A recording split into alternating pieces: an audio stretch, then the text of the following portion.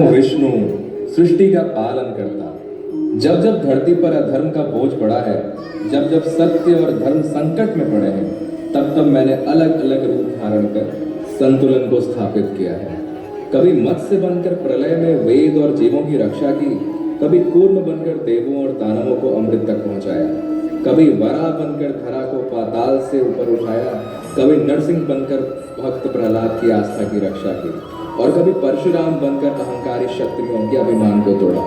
कृष्ण और राम रूप में मैंने धर्म और करुणा का संदेश दिया, बुद्ध के रूप में करुणा और शांति का मार्ग दिखाया, और भविष्य में कल के रूप में अधर्म का अंत कर एक नए युग का आरंभ करूंगा।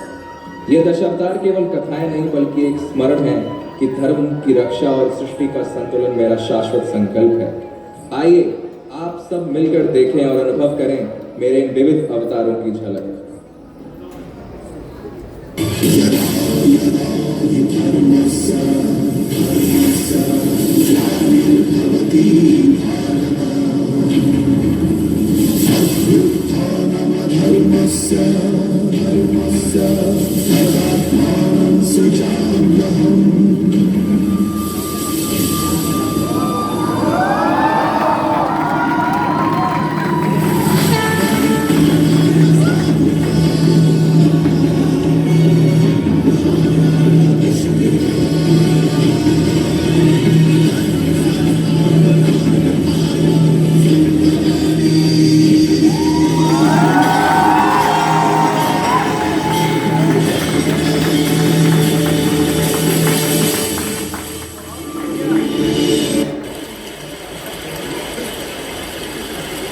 हे राजन, इस विशाल जलाशय में जहाँ मेरा जीव सुरक्षित रहेगा, ऐसे जल में मुझे छोड़ दो। आज से 7 दिन के पश्चात महाप्रलय आए, तो मैं इसी विशाल काय मत्स्य अवतार में तुम सबकी रक्षा करूं। तब तक एक विशाल नाव का निर्माण, समस्त प्राणियों, सप्त ऋषियों अपने साथ उस नाव में बिठाएं। उचित समय आने पर मैं तुम सबका सारथी बनकर इस नाव को सुरक्षित स्थान तक ले जाऊंगा। धन्यवाद प्रभु। अब जाओ सत्य, मेरे इस अवतार को अब जल में।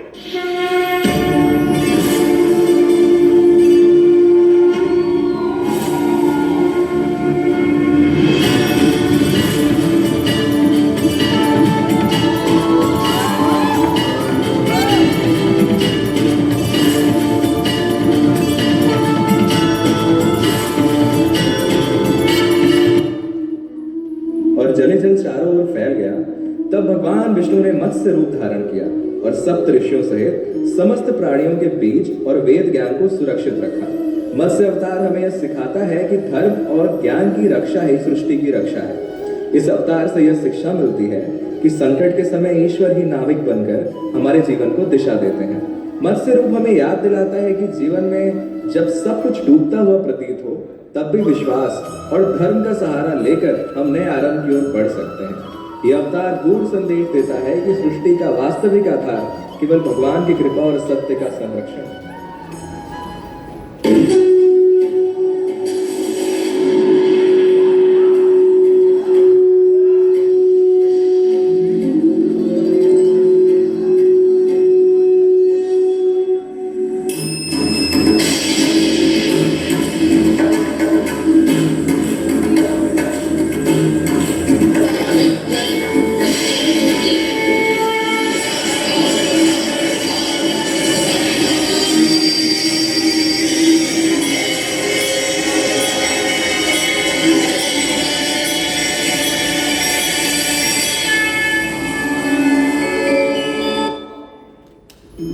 का केंद्रीय कार्य भगवान विष्णु द्वारा मंदार पर्वत को एक स्थिर आधार प्रदान करना था, जो समुद्र मंथन के दौरान डूब रहा था।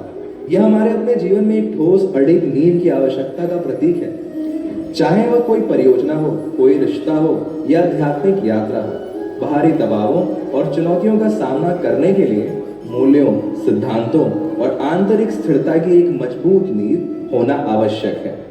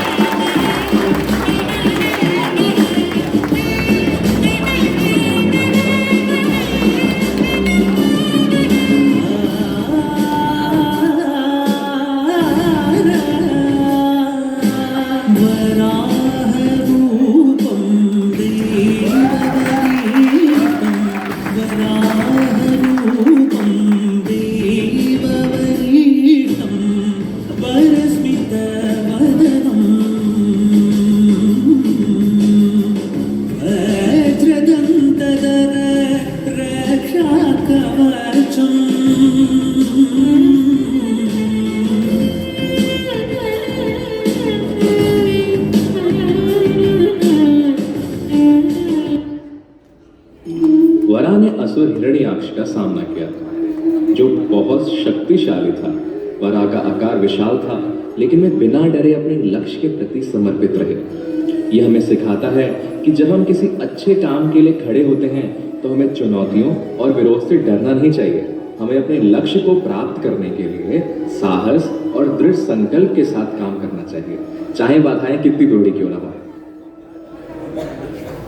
ओम नमो भगवते वासुदेवाय। प्रहलाद, तेरा विष्णु सर्वोपरि है, क्यों? तब तो उसे इस स्तंभ में भी होना चाहिए।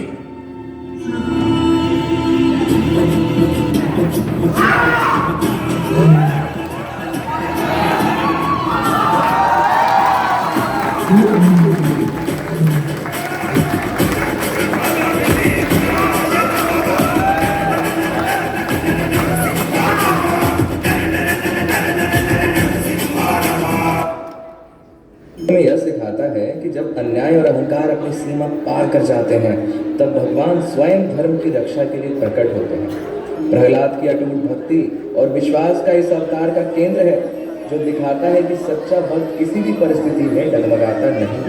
नरसिंह का उग्र रूप बताता है कि अधर्म चाहे कितना भी शक्तिशाली क्यों न लगे, उसका अंत निश्चित है। और उनका करुणामय हृदय याद दिलाता है कि भगवान सदैव अपने भक्तों की रक्षा करते हैं। इस अवतार का मूल संदेश है, भक्ति ही सबसे बड़ी शक्ति है और धर्म की विजय सदैव सुनिश्चित है।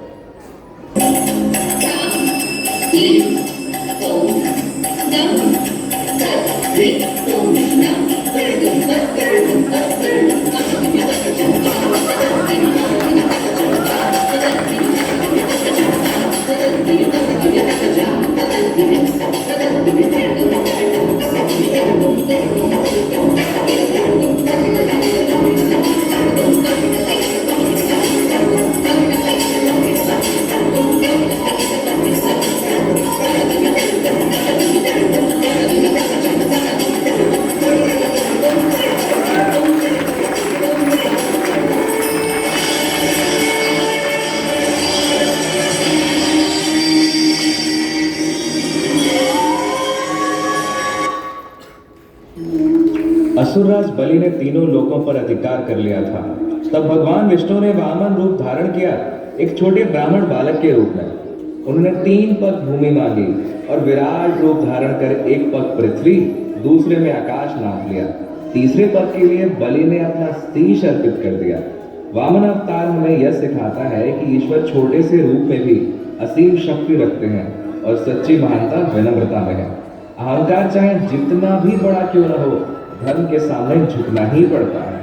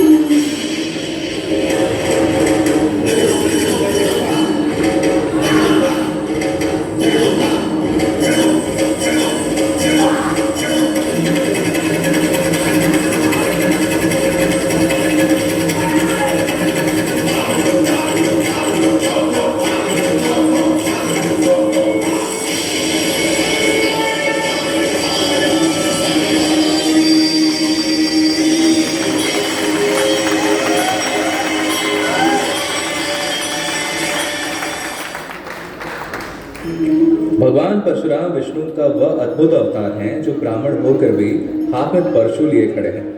वे तपस्या की गहराई और युद्ध कला की पराकाष्ठा दोनों के प्रतीक हैं। जब क्षत्रियों का बल अहंकार में बदल गया और धर्म का संतुलन डगमगाने लगा, तब परशुराम ने संपूर्ण ब्रह्मांड को यह संदेश दिया कि धर्म की रक्षा के लिए ब्राह्मण भी योद्धा बन सकता है।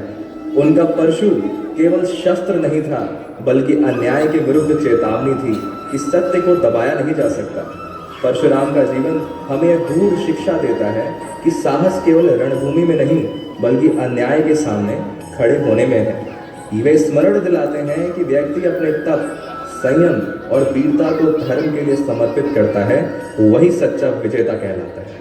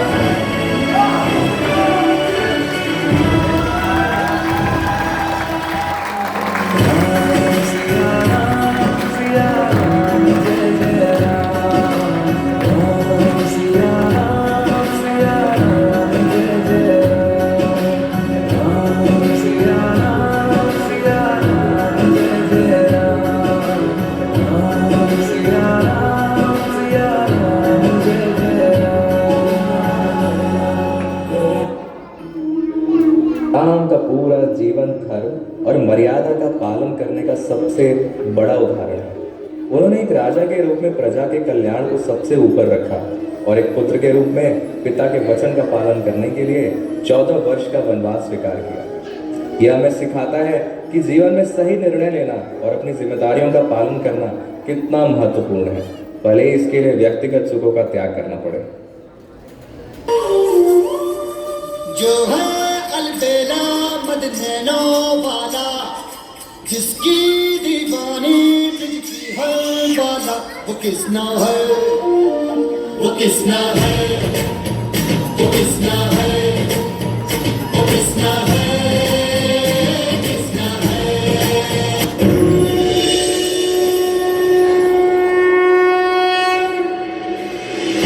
कथा संग्राम की,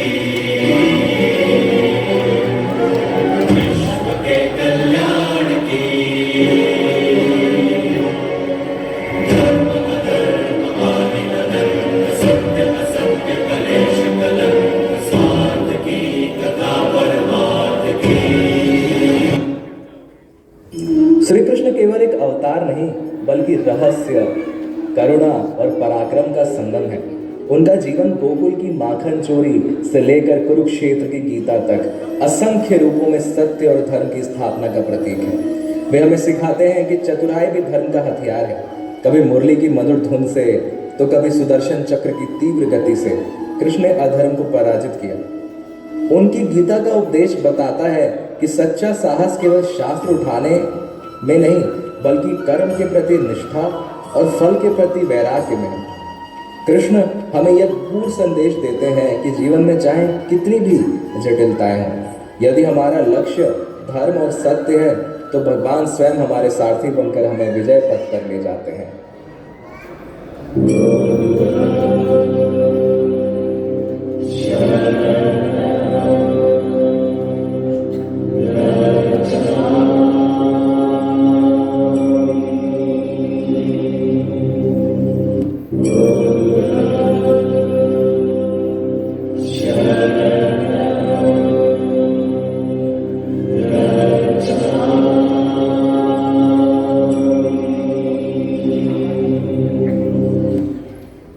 भगवान बुद्ध विष्णु के उन अवतारों में हैं जिन्होंने धर्म की रक्षा शस्त्र से नहीं बल्कि करुणा और अहिंसा से की। जब यज्ञों में पशु बलि और कर्मकांड का अतिरेक होने लगा तब उन्होंने सत्य और दया का मार्ग दिखाया। बुद्ध ने सिखाया कि सच्चा साहस हिंसा में नहीं बल्कि करुणा में है।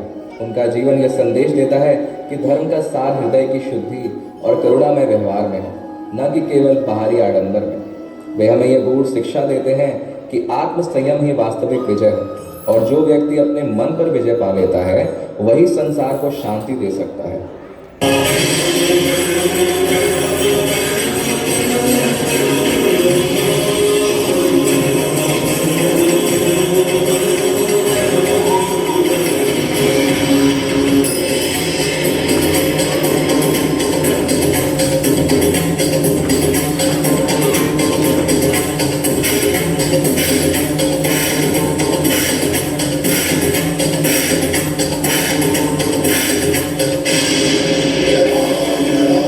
धर्मस्य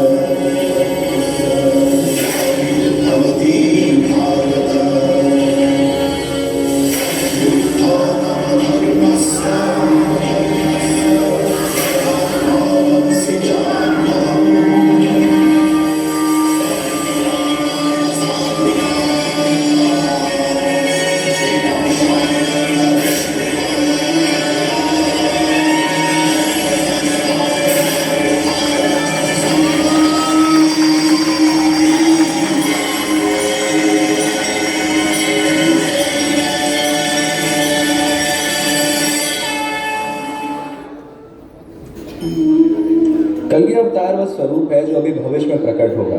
जब कलयुग अपने चरम पर पहुंचेगा, जब धर्म लुप्त होने लगेगा, अन्याय, हिंसा और पाप चारों ओर फैल जाएंगे, तब भगवान विष्णु श्वेत अश्व का अरुण होकर हाथ में दैवीय तलवार लिए प्रकट होंगे। बल्कि अवतार में हमें यह संदेश देता है कि अधर्म चाहे कितना भी शक्तिशाली क्यों न लगे, उसका अंत निश्चित है। यह अवतार बताता है कि सत्य और धर्म का प्रकाश कभी नष्ट नहीं होता, केवल समय की प्रतीक्षा करता है। कल्कि का प्रतीक यह भी है कि कभी कभी विनाशी सृष्टि के पुनर्निर्माण का आरंभ होता है। यह अवतार हमें प्रेरित करता है कि जीवन में अंधकार कितना भी गहरा क्यों न हो, धर्म की विजय और नवयुग का उदय निश्चित है।